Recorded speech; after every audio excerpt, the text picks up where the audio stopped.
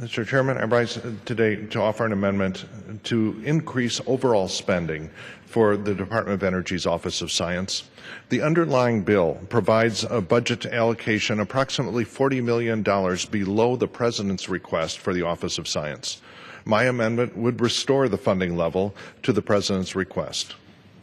Our national labs and the major user facilities housed at those labs are some of the greatest tools that we have to offer researchers and to industry. My amendment would ensure that our national labs are on a sound footing to maintain our role as a global leader in innovation and scientific research. The greatest long-term economic and national security threat that our country faces is the prospect of losing our role as world leaders in science and technology. Nothing is more critical to preserving our role as world leaders than the fundamental and applied scientific research that is supported by the DOE Office of Science. As a physicist who worked at Fermi National Accelerator Lab for over 20 years, I understand the productivity and the potential of the Department of Energy's National Lab System, their contributions to our economy, and the wide range of scientific research that they support. The Chicago area is home to a number of scientific centers, including Fermilab and Argonne National Laboratory. And the economic impact of Argonne and Fermilab in Illinois alone is estimated to be more than $1.3 billion annually. The work done at Argonne and Fermi Labs not only supports our local economy, employing roughly 5,000 people in Illinois, but it is critical to our nation's long-term economic success. But despite the economic benefits of scientific research, federal investments in research and development are at historically low levels. In 2014, our federal spending on R&D, both defense and non-defense, amounted to less than 1% of our GDP, a trend that simply must be reversed. In fact, over the last 3 years, federal research and development expenditures decreased by 16.3%, which is the steepest decline over a 3-year period since the end of the space race. We simply cannot sustain this downward trend and still expect to be at the cutting edge of scientific research and innovation.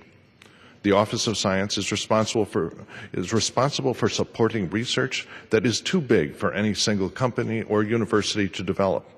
Our national labs are critical research tools to academics and industry alike. For example, Eli Lilly conducts nearly half of its drug discovery research at the Advanced Photon Source at Argonne.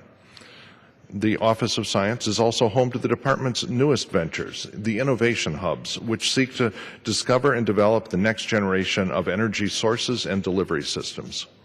Programs like the Joint Center for Energy Storage Research, headquartered at Argonne, and the Fuels from Sunlight Hub, headquartered at the California Institute of Technology, bring together multiple teams of researchers who are working to develop energy advancements that have the potential to transform energy systems. The Office of Science also invests in fusion, a safe, clean, and sustainable energy source that has the scientific potential to provide the U.S. with energy independence and a nearly limitless energy supply. Through the Office of Science's biological and environmental research programs, we have become world leaders in biofuels research. This research is laying the foundation for a revolution in biofuel production that will help lessen our dependence on foreign oil.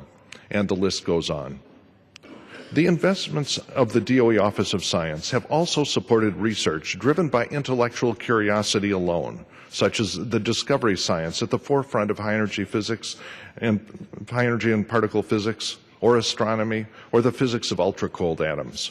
These investments have led to the development of new technologies, such as the construction of accelerators and detectors that enable our scientists to discover new particles, including the top quark, the heaviest known form of matter, and the Higgs boson, to explain the fundamental nature of the universe. But perhaps most importantly, the Office of Science has supported the training of scientists, mathematicians, and engineers for more than 60 years. At a time of continuing economic stress, we must continue to develop the next generation of American technical workforce. As other world powers are growing and challenging our position as a global leader in science and innovation, we cannot afford to let the number of American scientists and researchers or the quality of their research facilities diminish. Funding scientific research and development results in one of the highest return on investments that our nation can make. It is essential that we continue to fully support funding for our national labs to preserve our global competitive advantage.